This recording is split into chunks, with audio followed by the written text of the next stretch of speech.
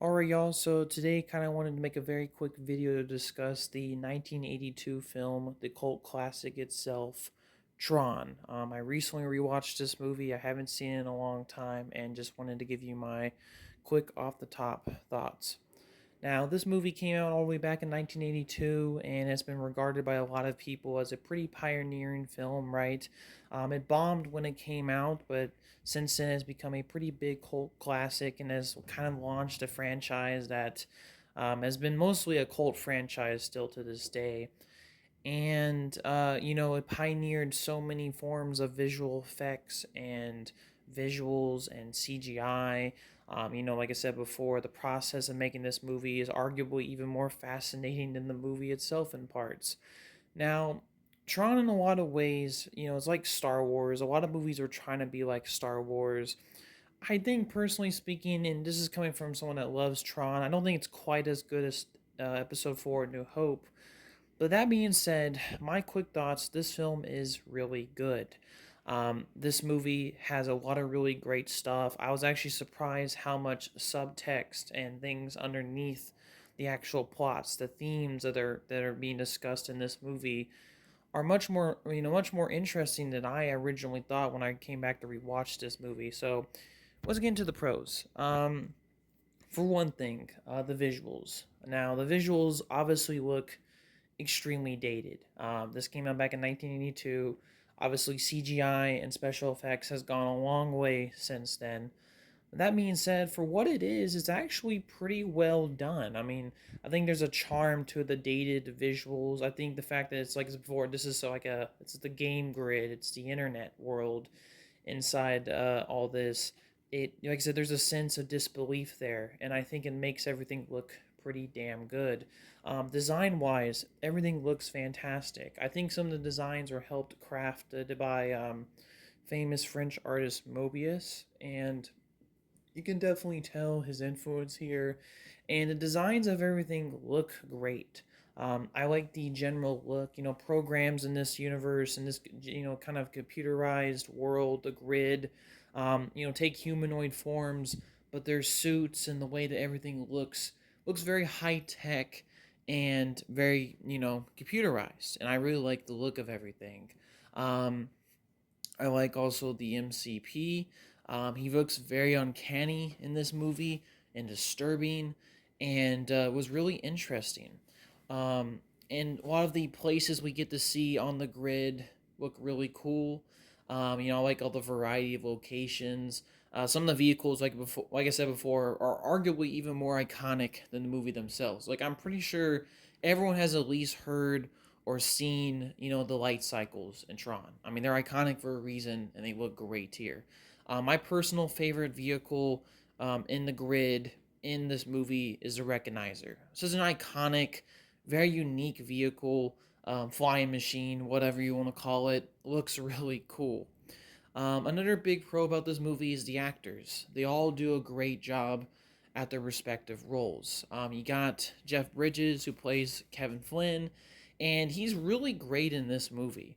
I think, you got a serious character like Tron, who the actor who plays him does a great job. You also got another character who the actress who she plays, I think her name is Cindy Morgan. She plays Yora, the program in the grid, and she plays the real life version, which is, I guess, like I said, influenced her look in the grid, Laura. And she does a great job as well. The actor who also plays Dillinger in this movie is fantastic. And he actually plays Sark as well, so kind of a MCP, kind of, what was it called? Kind of a program that basically is like running things for the grid for the MCC, right?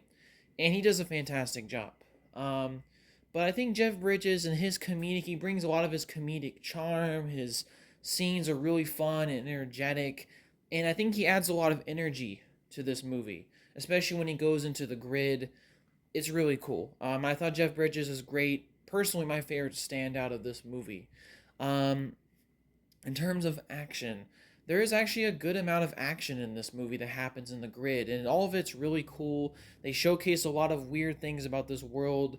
There's like a kind of gladiator style games that people have to do in the grid or forced to play. They use these like disc, which apparently was a design choice that was basically done because he didn't want to use swords or guns as the traditional, I guess, weapons in this new digitized world, the grid. And it's pretty cool stuff. I mean, I like the identity disc. It's a bunch of frisbee things. It looks really cool, and I really like the action in this world. The light cycle scene is obviously iconic, but there's a lot of great moments, especially at the end. There's also a lot of themes about this movie I wanted to mention I really like. For one thing, the use of AI. Now, the MCP is really the big villain of this movie. He's basically started as a chess program, but slowly over time developed its own intelligence, absorbed programs, absorbed knowledge, and had basically, kind of an allegiance of really has blackmailed Dillinger, which in this basically part of the plot is Kevin Flynn, Jeff Bridges' character, was a famous or was a game designer working for this giant corporation called Incom. He designed a bunch of games. They're like the highest selling video games in history, but this person called Dillinger went under Flynn's back. He got kicked out of the company, Flynn, and Dillinger took all the credit and basically was able to become a senior executive, a powerful person in the corporation called Incom, which I guess you can think of it as something like Microsoft or Amazon, like some kind of big tech company that's like hugely influential in their world. And basically, the MCP is basically a giant security program that wants to run the grid, run all these programs, absorb programs, and become, like I said before, more and more intelligent.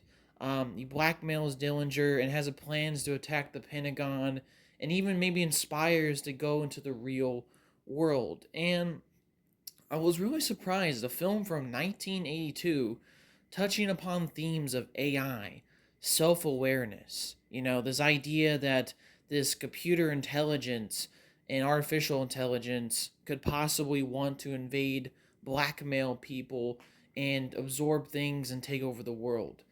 Really crazy and far ahead of its time. I mean, this thing even came out before Terminator did. So, like I said before, really cool. Really like the subtext that's talked about there. And obviously, these themes are way more prevalent in our society since AI has now become a lot more commonplace in our world. Also, religious subtext. I was surprised how kind of religious this movie is. Now, nothing is, like I said before, explicitly said religiously. It doesn't really say anything like Christianity, but in this world, users are basically, like I said, we have our, like, users are basically us, humans who write programs, who write code for programs inside computers, and the programs are basically designed in our human image and mirror us, and people look up to users kind of like they're gods, which makes sense. I mean, they're the ones that created these programs. And there's kind of this weird element in the grid where the MCP, who himself was basically an intelligence who grew out of being ridden by simply a user, has basically instilled a culture of basically user worship is banned. And Tron in a lot of ways is fighting to liberate this grid, to liberate the system, to make it a free system so that everyone can communicate with their users again and be able to do whatever functions and whatever they want in the grid for as long as they want, which obviously happens. Tron defeats the MCP by the end of the movie, but this is, like I said before, a lot of weird religious subtext here, and it adds a little bit of an additional layer to this movie, which I wasn't even expecting. Like I said, users are kind of looked up like gods. Flynn, who once he gets in the grid, has kind of godlike powers. They're never really defined, but he has these abilities that clearly other programs don't have. And there's this persecution against people who believe in users. I mean, come on. Like I said before, that's like a lot of religions in our world.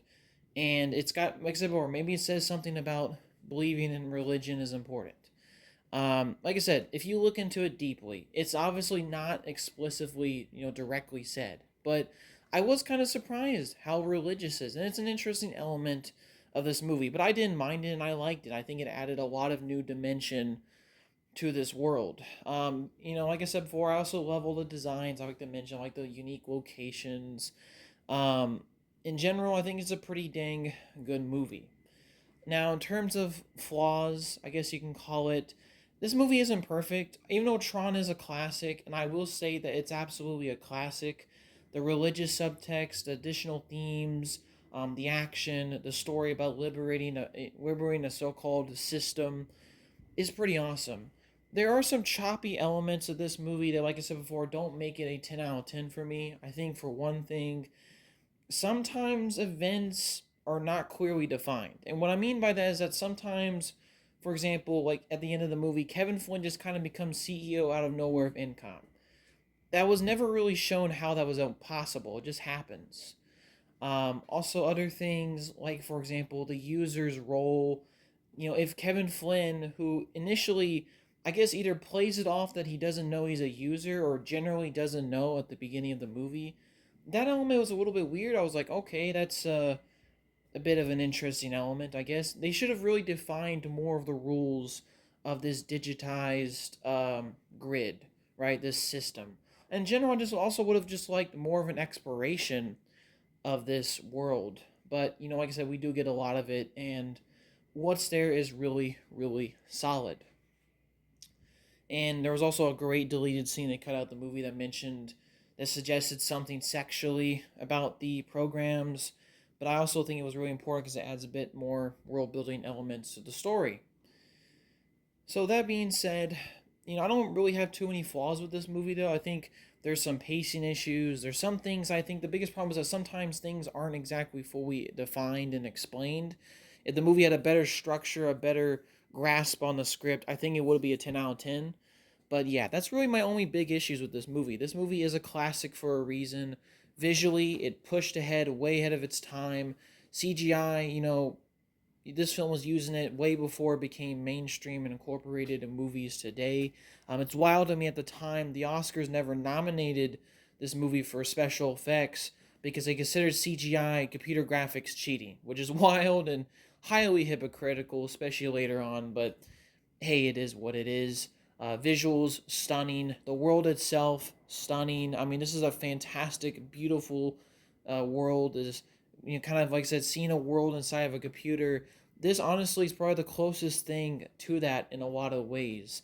The religious themes about, in a way, supporting religion and having free will and expressing yourself freely without censorship, without a tyrannical force bringing you down is extremely prevalent in this movie and a great theme. The danger of AI, while not a central theme in the movie, definitely is prevalent here and makes some slight commentary on that. And in general, it's like I said, a decent good versus evil story.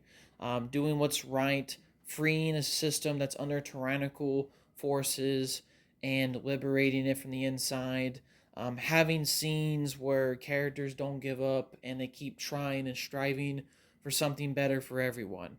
And like I said, that kind of core theme is in a lot of movies and shows, and it's definitely prevalent in Tron, and I think it's obviously really well done.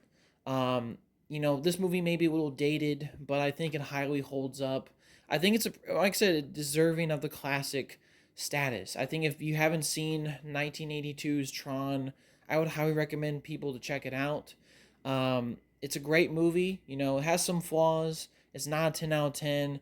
It's very much a movie that's kind of like filled with tons of crazy sci-fi elements. But if you're a sci-fi fan, I would highly recommend this movie.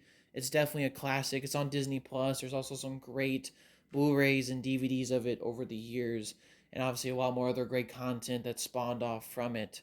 I also wanted to mention a little thing as well, which I forgot to mention in my cons. How visually stunning this movie is fantastic. The only thing that's always bothered me a little bit about this movie is, I guess, this was more of a problem on the color side of things.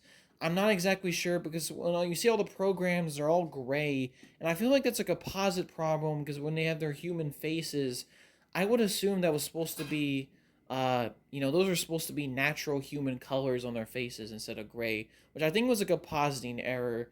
It doesn't like extremely take me out the movie, but I think it's something definitely could be fixed in later releases. But just a little side nitpick. But yeah, just to continue on what I was saying before, Tron 1982 is a classic.